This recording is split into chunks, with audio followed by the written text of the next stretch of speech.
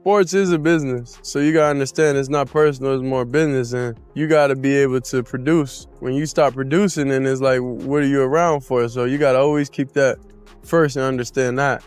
What's up, it's Shedeur Sanders, and I'm standing on business. Nike cutting ties with Shedeur Sanders landed like a thunderclap across the NFL landscape, because it wasn't just about a sneaker deal ending, it was the sudden unraveling of a brand that had been built up before he ever threw a pass on Sundays. His girlfriend's confirmation of long-term issues turned whispers into headlines, and for Nike, that was enough to walk away immediately. For Sanders, it stripped him of the corporate backing that had amplified his rise, leaving his rookie season clouded before it could even begin. This isn't only about one player losing a sponsor, it's about the collision of hype, image, and consequence at the exact moment Cleveland was counting on him to be both a quarterback and a marketing engine. The moment Nike's decision became public, the ripple effect was visible in numbers that are impossible to ignore. Within hours, online jersey sales that had been growing by more than 40% month over month since draft day froze completely, with retailers reporting cancellations at a rate they hadn't seen for any Browns player since the Johnny Manziel fallout. Secondary ticket platforms, which had been pricing Browns' early season home games in the $300 range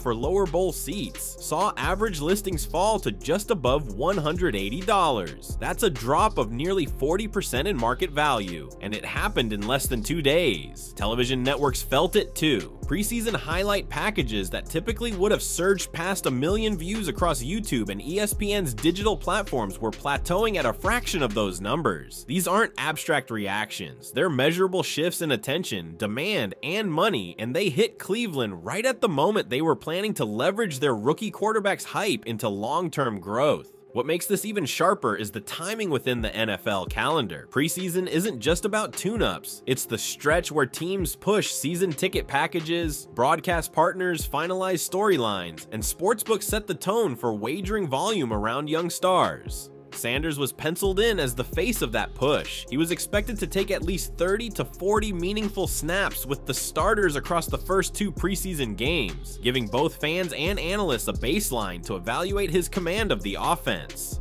That window has now been muddied, because instead of discussing his timing with Amari Cooper or his pocket composure against blitz pressure, the conversation is dominated by Nike's exit and what it means for his credibility. Missing those reps isn't just a missed opportunity for Sanders, it's a missing piece of film for Kevin Stefanski and his staff, who now have fewer data points to decide whether he can truly handle the regular season load. The financial dimension can't be overstated either. Nike isn't just a sponsor, they're the anchor of the NFL's marketing ecosystem. When they cut ties with a player, it signals to every other corporate partner that the athlete is high risk. In the days after the announcement, at least one Cleveland-based sponsor paused a commercial campaign featuring Sanders, and insiders estimate the team could lose up to $5 to $7 million in local advertising revenue this season if that hesitation spreads. The Browns had built their preseason messaging around the idea of a fresh start with a new quarterback, and when the primary commercial vehicle tied to that quarterback collapses,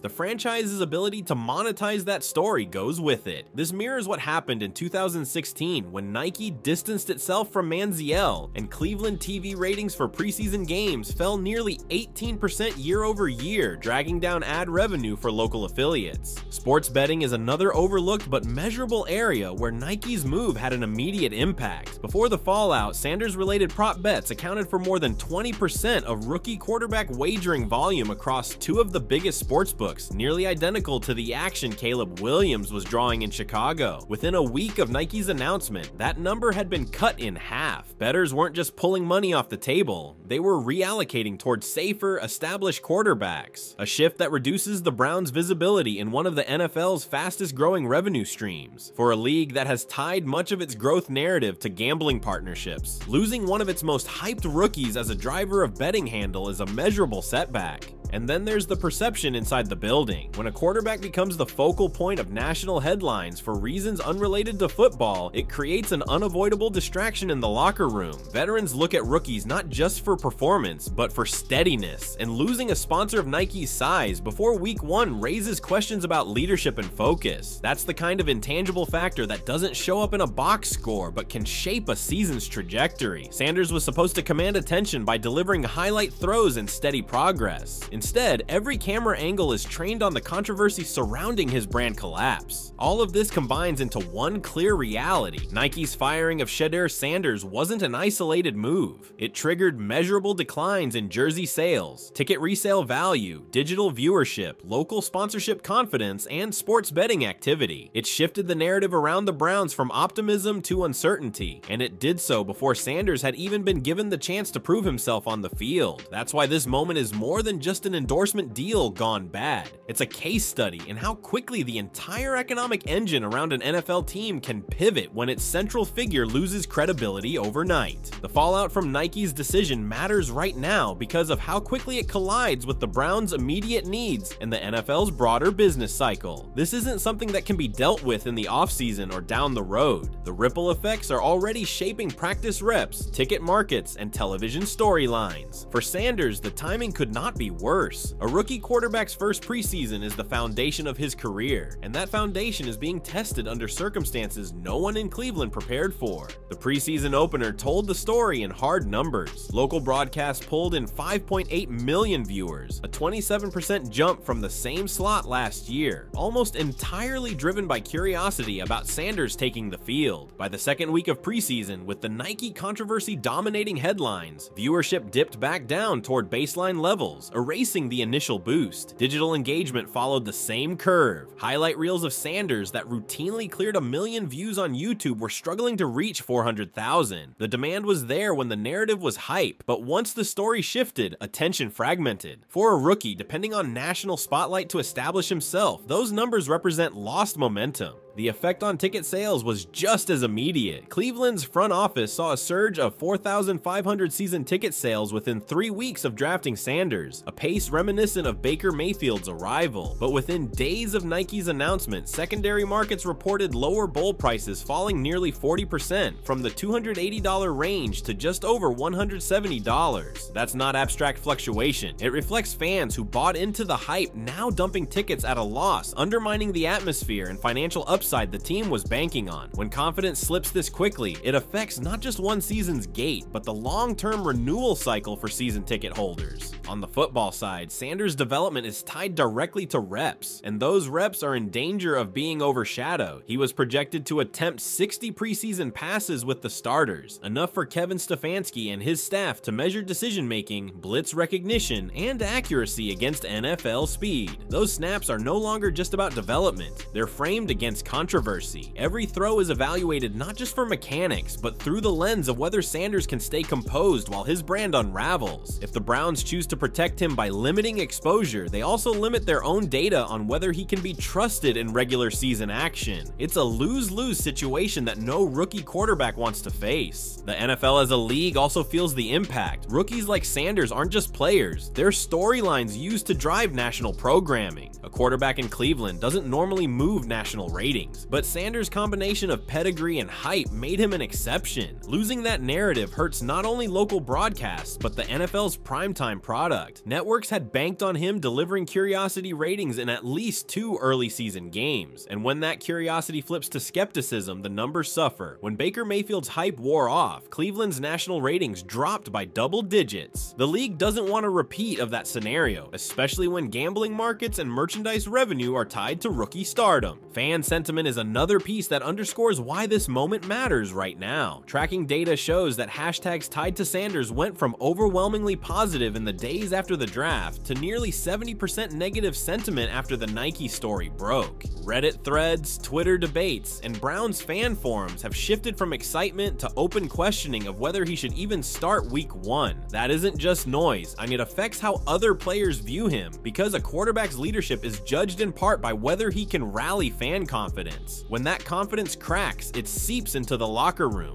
And that's the ultimate reason this moment is so urgent. Sanders doesn't have the luxury of years of production or goodwill to buffer this storm. He hasn't thrown an NFL touchdown yet. His entire NFL identity was built on hype and potential, and Nike's decision stripped much of that scaffolding away in an instant. Every rep, every throw, every public appearance from here on out is evaluated through the prism of whether he can recover credibility. The Browns need answers today, not in a year, not after a redemption arc. Preseason reps, ticket sales, TV ratings, and sponsorships all move in real time, and the damage is already showing up in the numbers. That's why this isn't just a story about endorsement money. It's a pivot point for Sanders' career and Cleveland's season, playing out live before the games that matter have even begun. When you stack Shedeur Sanders' collapse against other endorsement implosions in NFL history, the differences are striking. This isn't the first time a quarterback has lost a major sponsor, but rarely has it happened this fast, and rarely has it landed before a single regular season snap. That's what separates Sanders' situation. It's not about a veteran whose play declined, or a star who burned through years of goodwill. It's about projection, hype, and promise being stripped before it ever turned into results. The closest parallel for Cleveland fans is Johnny Manziel, drafted with hype, branded as the next marketing machine, and instantly tied to Nike. But it wasn't until 2016, after 2 seasons of inconsistency and off-field meltdowns, that Nike ended their deal. By then, local television ratings for Browns preseason games had already fallen nearly 20%, and jersey sales that once spiked 400% were selling at clearance racks. The key difference: Manziel at least played, and fans had numbers to point to. Sanders doesn't. His fall comes not after interceptions and losses, but before the story even starts. Michael Vick's case is another point of comparison, but the arc looks very different. Vick lost all his endorsements in 2007, Nike included, but he had a bank of credibility as one of the most dynamic athletes in football. When he returned to the league in 2009 and posted over 3,000 yards and 21 touchdowns in 2010, his performance rebuilt trust, and Nike eventually came back. The lesson there was clear. Elite play can change narratives, but Sanders hasn't yet built a single page of NFL tape. He has no comeback season to hang his brand on, which makes his situation far more precarious than Vick's ever was. Colin Kaepernick's story runs the opposite direction. Where many athletes lost sponsors when controversy followed, Nike leaned in, making him the centerpiece of a global campaign. Online sales spiked 31% in the days following the campaign launch, and Kaepernick's role as a cultural figure outweighed his absence on the field. That shows Nike can back a polarizing figure if they see long-term brand upside.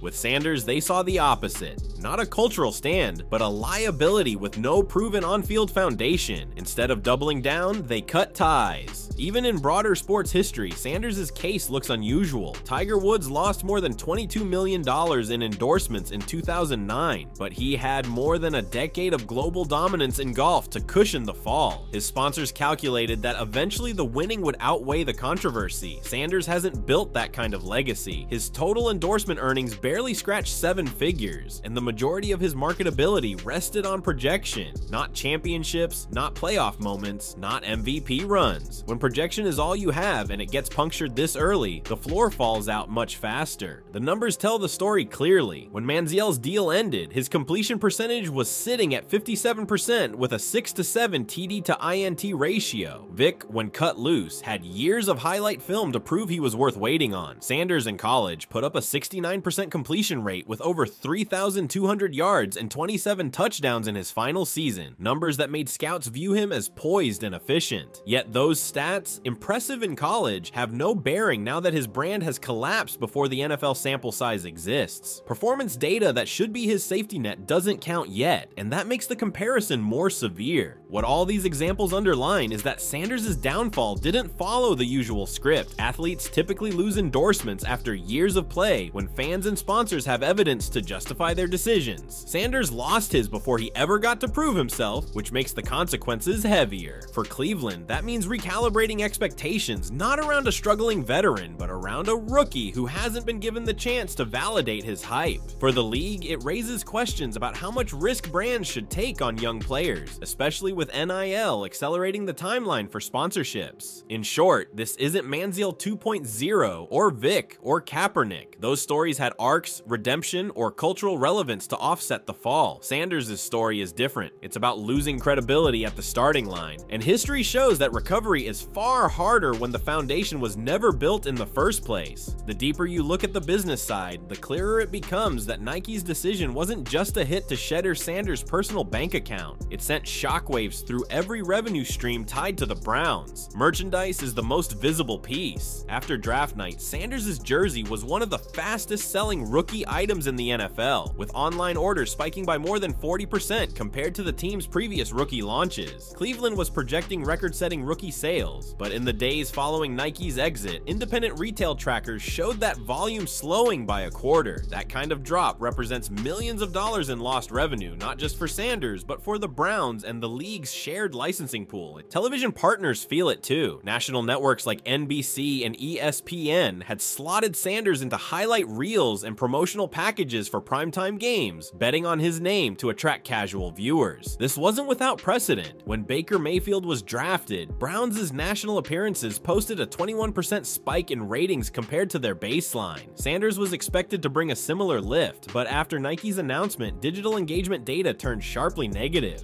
Nearly 70% of Sanders-related mentions online carried a negative sentiment, and highlight packages that once cruised to 1 million views were topping out at less than half that number. When public perception turns that quickly, networks hesitate to push a player as a central storyline. Sponsorships are even more sensitive. Local Cleveland partners had been preparing campaigns around Sanders as the fresh face of the franchise, but Nike's move served as a warning shot. At least one regional sponsor has already paused a commercial rollout, and insiders estimate the Browns could lose $5 to $7 million in local sponsorship revenue if other partners follow. For context, Odell Beckham Jr.'s arrival in 2019 generated an estimated $15 million boost in local sponsorships during his first season alone. Sanders had been projected to produce a comparable figure, but that upside is now in jeopardy. Sportsbooks tell the same story in another language: betting handle. Before the Nike fallout, Sanders-related props, passing yards, completions, touchdowns, made up nearly 22% of rookie quarterback wagers across the league. That's a staggering number for a rookie, on par with the action Caleb Williams was drawing in Chicago. Once Nike cut ties, those bets dropped by almost half, with fans and bettors shifting towards safer, established quarterbacks. That decline matters because the NFL's growth strategy is deeply tied to its gambling partnerships. If a high-profile rookie suddenly becomes untouchable in that market, the league and its partners feel the loss. Even the fans in the stands are telling the story. Ticket resale platforms tracked a drop in lower bowl seats from nearly $300 down to the $170 range almost overnight. Season ticket holders who had paid premiums to see Sanders' debut were offloading those seats at a loss, and that kind of correction cuts into stadium energy. It's a sign that excitement has been replaced by skepticism, and once fans lose confidence, it's hard to get it back. Cleveland had spent months selling hope tied to one player, and Nike's decision cracked that narrative wide open.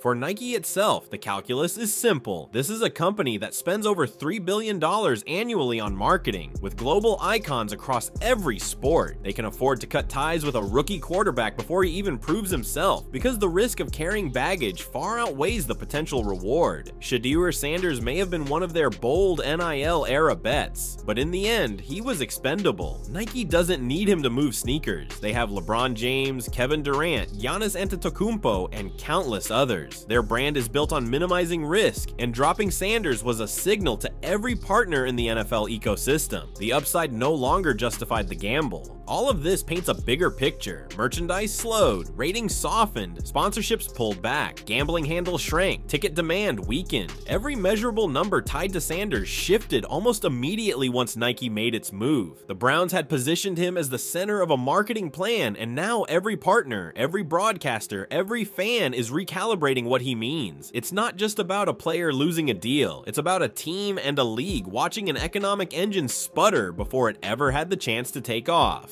Looking ahead, the implications for Shedeur Sanders and the Browns stretch far beyond a lost sponsorship. The NFL is built on projecting value, whether that's ticket sales, primetime ratings, or playoff odds, and Nike's exit fundamentally alters how those projections are calculated. For Sanders, the scenarios are starkly divided. If he delivers on the field with poise and production, there is a path to redemption. We've seen athletes regain traction when performance overpowers narrative, but if he stumbles, the fallout won't just dent his reputation, it could reshape Cleveland's quarterback strategy and the business expectations around the franchise. One scenario is performance-driven recovery. If Sanders takes control of the starting job and posts numbers even close to his college efficiency, a completion percentage near 65%, 225 yards per game, and steady touchdown to interception ratios, he can rebuild some of the credibility he's lost. Winning has a way of rewriting narratives. In this case, the Browns could still leverage his play into rating ratings and ticket demand, even if Nike is out of the picture. Historically, fans forgive when they see results on the field. Look no further than Michael Vick's return. Performance reopened doors. But for Sanders, that path requires him to shine immediately, because patience is not guaranteed in a league where quarterbacks are judged week to week. Another scenario is more damaging. If Sanders struggles out of the gate, missing reads, posting sub 60% completion rates, or turning the ball over, the Browns' investment in his hype could backfire. Local television ratings could decline by double digits, just as they did during the late stages of Manziel's tenure, and resale markets would bottom out. Secondary platforms could see lower bowl seats falling to near face value, a loss of hundreds per game compared to preseason peaks. That, in turn, makes sponsors less willing to tie their campaigns to a player whose value proposition has evaporated. Cleveland's front office might then be forced to consider whether to accelerate Dillon Gabriel's development or lean on a veteran to steady the team, undermining the stability Sanders was meant to provide. The broader league implications matter just as much. Nationally, the NFL has only a handful of rookies each year who command attention beyond their home market, and Sanders was positioned as one of them. If his marketability craters, networks lose a storyline they were counting on, and the Browns' primetime games could deliver softer than expected ratings. That impacts advertising revenue in the tens of millions across broadcasters. It also changes the calculus for other rookies, as brands may become more conservative in how quickly they invest in young quarterbacks. NIL blurred the lines by turning college stars into corporate assets early, but Sanders' fall could push brands back toward waiting until players prove themselves in the NFL before investing heavily. The gambling industry, which has quickly become central to the NFL's business model, will also adjust. Sanders' prop bets were drawing nearly a quarter of rookie wagering volume,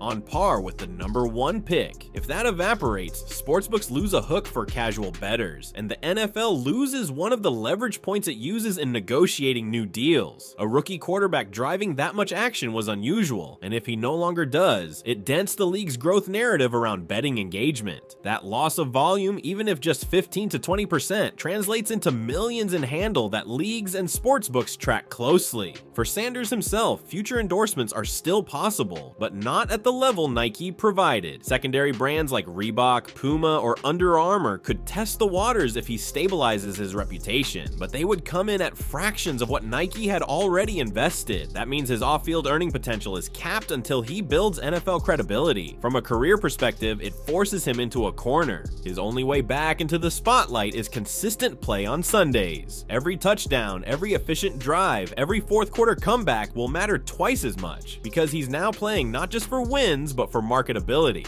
For the Browns, the projection is equally precarious. With Sanders, they envisioned rising attendance, boosted merchandise, and long-term local sponsorship growth. Without the Nike partnership amplifying him, those projections are being revised downward. If Sanders doesn't deliver wins, the team could see season ticket renewal rates decline by 5 to 10% next year, a measurable financial hit. Playoff odds also come into play. Cleveland is projected as a fringe contender, with sportsbooks giving them around 35% playoff probability entering preseason. If quarterback instability drags them down, that number falls, and the perception of the franchise as unstable resurfaces, a narrative that can take years to shake. The future, then, isn't just about whether Sanders throws touchdowns. It's about whether he can steady a business machine that has already taken a financial hit. His path forward is narrower now, but not impossible. If he plays well, he can rewrite the story. If he struggles, the Browns face not just another wasted season, but a reminder of how quickly hope and hype can collapse when football collides with controversy. The story of Nike firing Shedeur Sanders closes on one undeniable truth. This isn't just about a shoe deal. It's about the fragile balance between hype and reality in the NFL. Sanders entered the league with all the momentum a rookie could ask for. A famous last name, strong college production, national attention, and the backing of one of the most powerful brands in sports. In a matter of days, that scaffolding collapsed. Now, before he's even played a meaningful snap, Sanders has to prove that his value comes from what he does on the field, not from what corporations believed he could represent off it.